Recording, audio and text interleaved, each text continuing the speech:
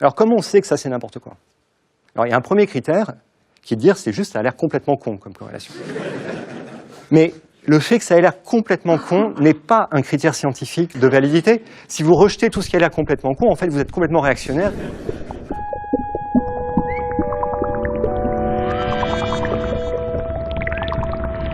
C'est un sujet assez compliqué et assez flou, et le big data, moi-même, je ne suis pas tout à fait sûr de savoir ce que c'est. Pour en parler de façon concrète, je vais partir de quelque chose que vous connaissez, les prénoms des gens. Je ne sais pas si vous connaissez quelqu'un qui s'appelle Marie Chantal, peut-être que certains d'entre vous en connaissent, mais je suis sûr que la plupart d'entre vous ont une idée assez claire de qui est Marie Chantal, ou Marie Brigitte d'ailleurs, ou Marie, peu importe quoi. Quand on entend un prénom, on associe un certain nombre de choses. Si je vous dis que Maëva et Océane, c'est quasiment pareil sociologiquement, je pense que vous êtes prêts à me croire. Et pourtant, cette connaissance, c'est pas clair exactement sur quoi elle s'appuie. Est-ce que c'est à force d'être imprégné? Comment vous avez appris ces choses-là? Cette intuition super fine qu'on a de la sociologie, des enjeux culturels des prénoms, comment on l'a construite? Est-ce que c'est quelque chose qui finalement a une fonction très élevée de notre intellect, ou finalement est-ce que c'est réplicable par des machines? Je vais vous montrer que ce genre de choses est réplicable.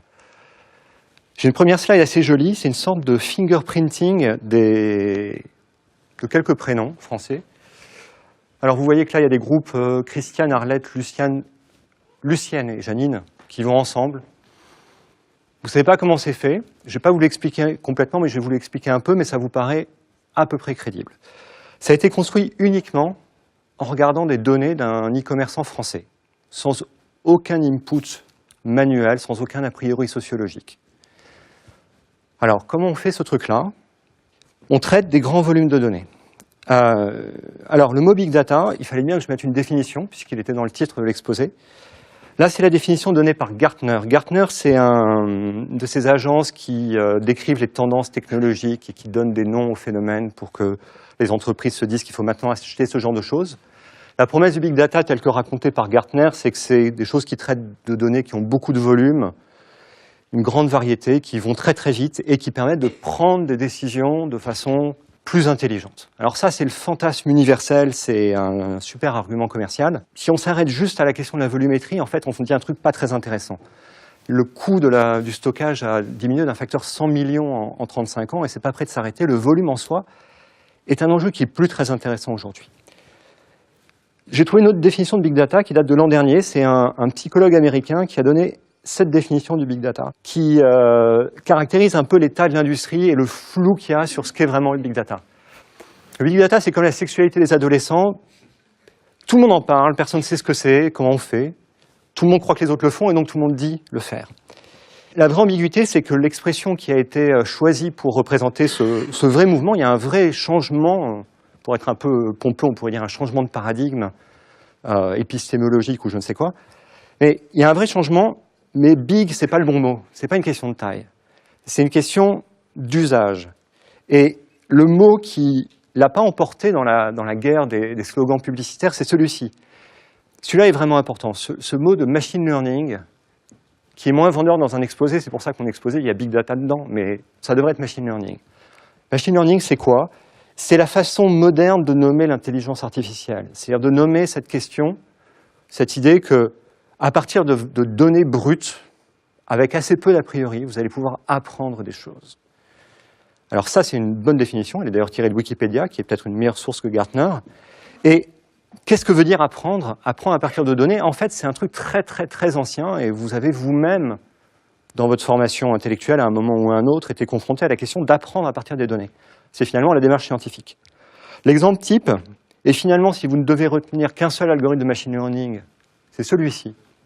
Si vous avez observé un phénomène, bon, je ne sais pas, ça pourrait être l'âge des gens et puis le nombre de points qui marquent sur un test ou je ne sais quoi. Vous avez un nuage de points qui sont vos observations et vous vous dites, mes observations correspondent à une loi, il y a une loi quelque part derrière et je vais utiliser mes données pour apprendre cette loi. Alors la loi la plus simple que vous pouvez prendre, c'est vous dire il y a une relation linéaire.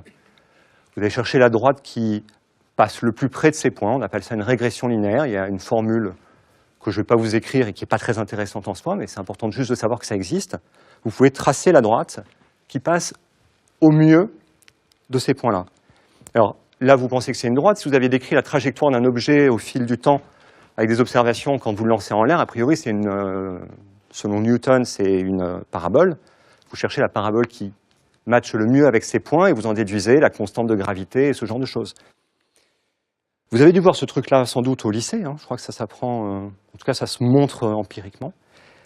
Alors comment on sait que la loi qu'on observe est bonne ou pas bonne? Premier réflexe, c'est de se dire, plus ça passe près des points, mieux c'est. Est-ce que ça c'est une bonne réponse ou pas?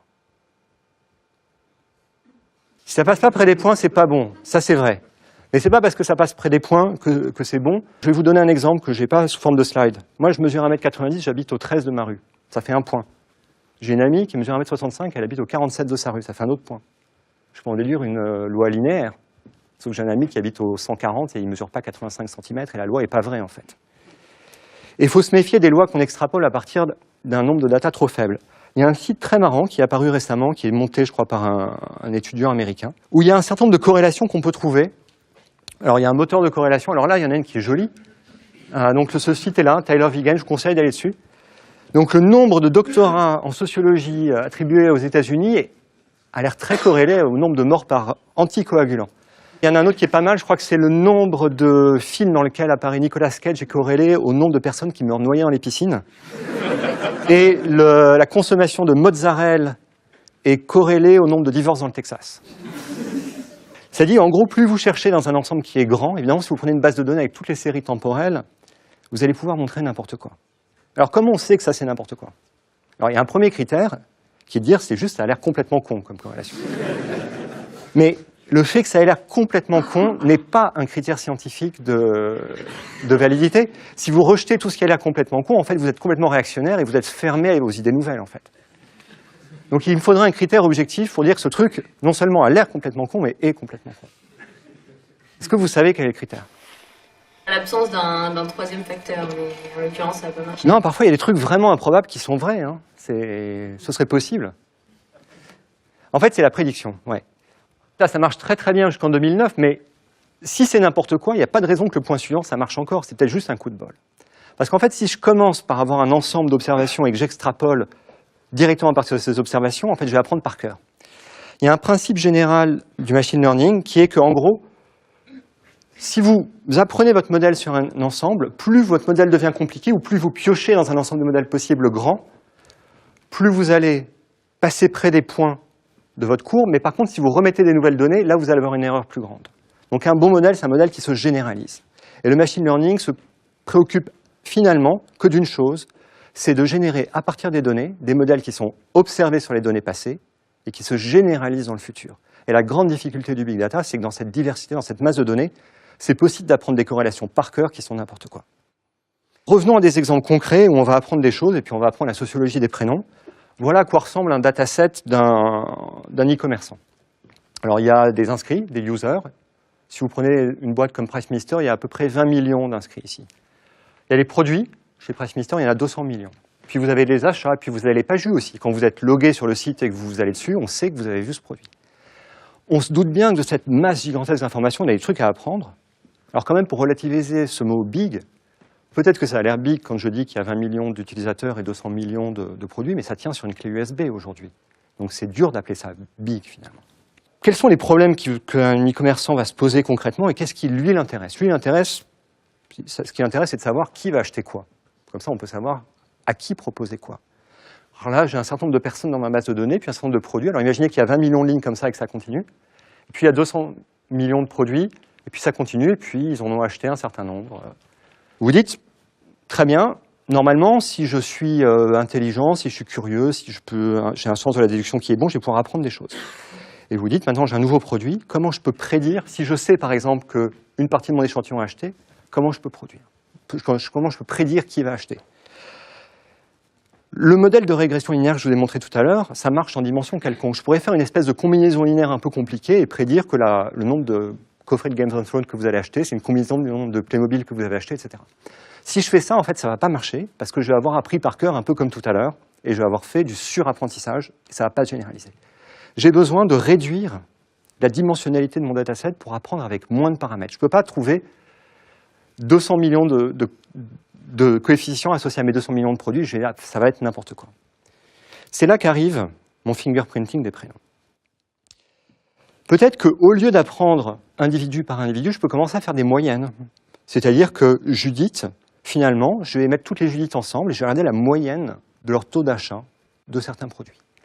Ce truc-là est en fait une espèce de fingerprint de ce type-là. Alors, je ne vous dis pas ce que sont les axes, parce que c'est un peu des secrets de cuisine, mais là, on voit qu'on a déjà regroupé les choses. Ce qui est intéressant, c'est que vous dites, finalement, je prends toutes les Judith, je regarde le nombre moyen que fait de Playmobil qu'elles ont acheté. J'ai des grandeurs qui sont un peu mieux échantillonnées statistiquement. Si j'ai des dizaines de millions de personnes, je vais avoir des nombres qui sont suffisamment bien échantillonnés et je vais pouvoir savoir que Maeva et Océane sont synonymes parce que les deux vecteurs qui me donnent les moyennes de nombre d'achats de chacun de mes produits vont se ressembler. C'est déjà pas mal. Alors je voudrais, dans les 4 minutes qui me restent, vous emmener plus loin. Plus loin que cette idée qu'on peut juste faire des stats descriptives. Est-ce que le fait que Maeva et Océane sont plus proches, ça vient du fait qu'en fait, il y a un concept sociologique, une classe sociale, un style, un mindset, un état d'esprit des parents quand ils choisissent des prénoms, et qu'on pourrait en quelque sorte réduire cette espèce de matrice qui va rester très compliquée, là j'ai tous mes prénoms, puis j'ai mes 200 millions de produits, en quelque chose qui compresserait l'information en disant finalement, Arlette, Christiane, Lucienne et Janine, c'est pas juste qu'elles sont proches empiriquement, mais qu'elles sont proches conceptuellement. Est-ce que je peux faire émerger ces concepts? Et là, il y a des algos qui sont évidemment pas racontables en quelques minutes, qui vous permettent de faire la chose suivante. Vous avez cette énorme matrice avec des lignes, tous les prénoms et des colonnes, tous vos produits, et vous vous dites, supposons qu'il existe 10 concepts fondamentaux qui me décrivent les prénoms. Est-ce que je peux trouver une façon de positionner chaque prénom comme une combinaison d'expressions de ces concepts? Une expression qui serait classe moyenne, une expression qui serait femme plutôt que homme, une qui serait telle origine géographique. Quels sont les concepts fondamentaux qui permettent de décrire, avec le moins de paramètres possible, les prénoms, et puis, du côté des produits, l'appétence de chacun de ces concepts sociologiques pour chacun de ces styles de produits. C'est finalement inventer des concepts abstraits. Si on fait tourner ces algorithmes sur ces datasets, on arrive à finalement générer des purs concepts qui n'étaient pas des a priori qu'on a fait rentrer dans la machine, mais qui ont émergé naturellement du dataset. Alors, comment décrire ces purs concepts? C'est un peu compliqué. C'est en quelque sorte, on a pris un gigantesque graphe qui, avec un utilisateur ou un prénom, un produit, une arête par produit acheté, on a essayé de trouver les formes de ce graphe et de décrire ça. Alors, une façon de décrire ces concepts, c'est de dire, pour chaque concept, je vais prendre les prénoms qui expriment le plus fortement ces concepts. Alors là, je vais vous montrer un exemple de pur concept. Alors, je ne le fais pas à partir des prénoms, je le fais encore mieux à partir des pseudos qui sont dans les adresses mail. Si je veux décrire les patterns d'achat chez un e-commerçant en, disons, quelques centaines de concepts, voilà un des purs concepts. Il est assez saisissant. On se rend compte que, finalement, il y a une espèce de thème commun dans un certain nombre de choix de pseudonymes. Si vous devez choisir leur couleur préférée, c'est pas très dur.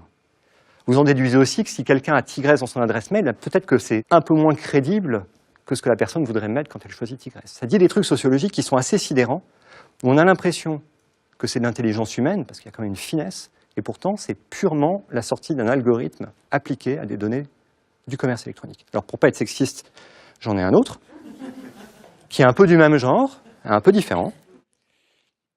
Finalement, ce qu'on a fait là est une opération qui ressemble beaucoup à ce que le cerveau humain fait quand on essaye de regarder, par exemple, le cortex visuel. Il y a des couches successives. Là, vous voyez, c'est une première couche, ça, c'est une deuxième couche. Et chaque couche, en fait, c'est des abstractions de niveau supérieur. Il y a une logique qu'on appelle le deep learning qui consiste à essayer d'extraire comme ça ce qu'on appelle des features de niveau d'abstraction supérieur. Donc là, c'était des concepts primitifs, mais je pourrais aller plus loin. Il y a des gens qui se rendent compte qu'en fait, ils avaient observé qu'on pouvait avoir des neurones qui réagissaient à des choses extrêmement focalisées culturellement. C'est pas Nature, hein, l'endroit où j'ai trouvé la publication, donc je prétends pas que c'est de la grande science. Un petit exemple pour finir pour la route. Ce que j'ai montré sur les prénoms, évidemment, on peut tout qualifier en ce dataset. Ici, c'est des produits. J'ai pris chez un autre e-commerçant des produits. Et en fonction de ces features qu'on a appris automatiquement, quels sont les produits les plus proches? Ceux-là. Et on se rend compte qu'en fait, le concept de Playmobil, il faut le casser en concept plus petit. Je n'ai plus de temps, donc je m'arrête là. Merci beaucoup.